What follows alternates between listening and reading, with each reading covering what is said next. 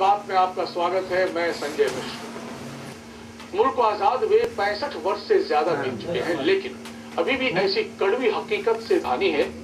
तो कहानी है दबंगों की, जिन पर आरोप है कि उन्होंने एक शख्स को सिर्फ इस वजह से घोड़ी पर चढ़कर शादी की रस्म को पूरा करने से रोक दिया क्योंकि उसका ताल्लुक दूसरी जाति से है।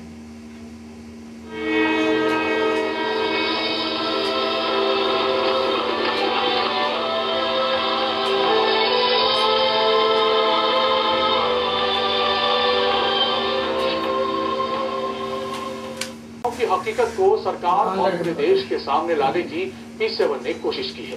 देखिए ये रिपोर्ट। किस समाज में हम रह रहे हैं? क्या आजाद मुल्क में हमारे लोग आजादी से सांस ले रहे हैं? ऐसे बुनियादी सवाल पर आप चौंकेंगे, लेकिन मध्य प्रदेश के दमोह जिले में कमजोर जाति के समाज के लोगों का सच जानेंगे तो सच में हैरान रह जाएंगे।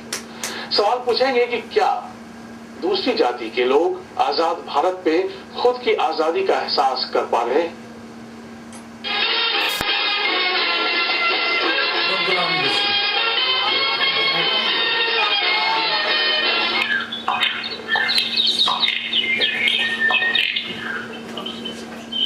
अपनी जात भूल गए? उतार अपने छोरे को घोड़ी से और पैदल ले जा।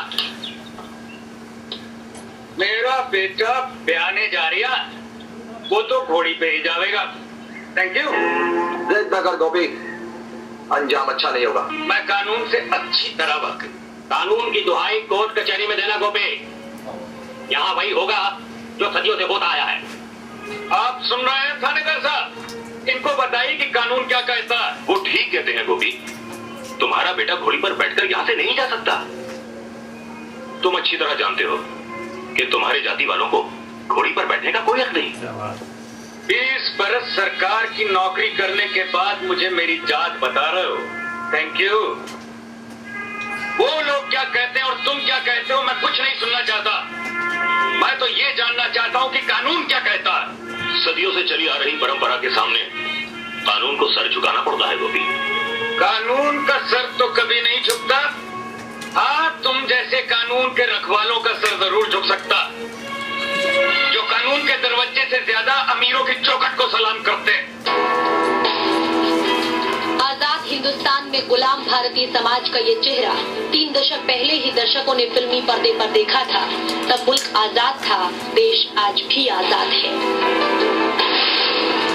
लेकिन समाज की कड़वी हकीकत न तब बदली न ही आज। हिंदुस्तान की आजादी के 65 साल बीत जाने के बाद भी जातिवाद का जानवर इंसानियत को नोच रहा है। लेकिन रूढ़िवादी ख्यालों की जकड़ में फंसा हमारा समाज इंसानियत के सीधे साधे नियमों को भी मानने से इनकार कर रहा है।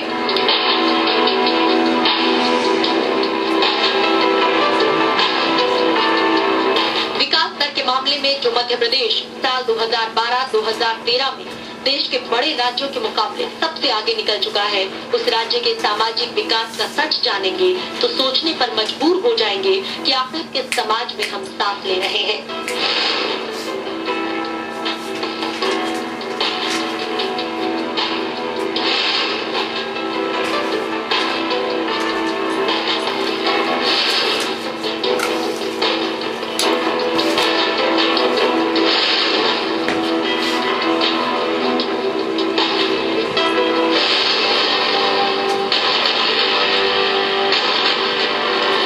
होता है कि किस सामाजिक समरसता की बात हमारी सरकार व प्रशासन करता। जिस युवक को आप अपने टीवी स्क्रीन पर देख रहे हैं, दरअसल उसका ताल्लुक निचली जाति से है और यही जाति उसके आत्मसम्मान के लिए जंजाल बन गई। मामला मध्य प्रदेश के पथरिया थाने के जोरतला गांव के गोपी नाम के एक युवक से जुड़ा है। गोपी की शादी की बारात निकलने वाली थी। जिस जाति से गोपी ताल्लुक रखता है, उसमें बारात जाने से पहले एक परंपरा निभाई जाती है जिसे रचवाई कहते हैं।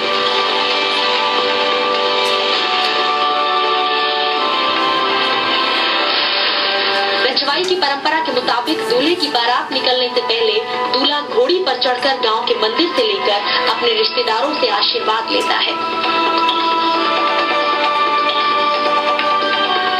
दूल्हे की बारात निकलती है। लेकिन गोपी जैसे ही घोड़ी पर चढ़कर मंदिर आया, आरोप है कि गांव के दबंगों ने उसे घोड़ी से उतरने का फरमान सुना दिया। दबंगों की ताकत के आगे निचली जाति से ताल्लुक रखने वाले गोपी और उसके परिवार की एक नहीं चली और अपनी जाति की पुरानी रवायत को अधूरा छोड़कर ही गोपी बारात लेकर आगे बढ़ने पर मजबूर हुआ। सिर्फ घोड़ी पर चढ़ने की वजह से आजाद हिंदुस्तान में गांव के दबंगों ने गोपी और उसके परिवार के साथ कैसा सलूक किया, जरा आप भी सुनिए। नेची जात के होकर झूला पे घोड़ा पे बैठते हो, उतरो साली नंग के जाओ और मारन पीटन लगे घर से। तो उनके दरवाजे निकले तो उनने हमको घोड़ा पे उतार दिया और गाड़ी का लुट दिया। हमदर्दी और इंसानियत की तो बात ही छोड़िए, गांव के दबंगों पर आरोप तो ये भी लगा कि उन्होंने निचली जाति के युवक गोपी के परिवार की महिलाओं तक को मारा पीटा। दूल्हा हमारो और हमारा को भी मारो है और कह रहे बड़े प्रशासन तक बात पहुंची तो पुलिस अब मामले की जांच कर कार्रवाई करने की बात कह रही है। लड़के के साथ में जो है इस संबंध में जांच की जा रही है।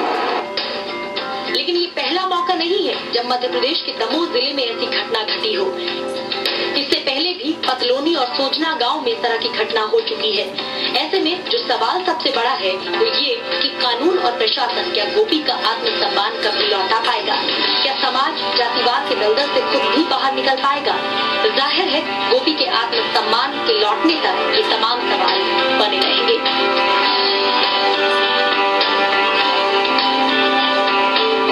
इम्तियाज चिश्ती के साथ ब्यूरो रिपोर्ट E7 न्यूज।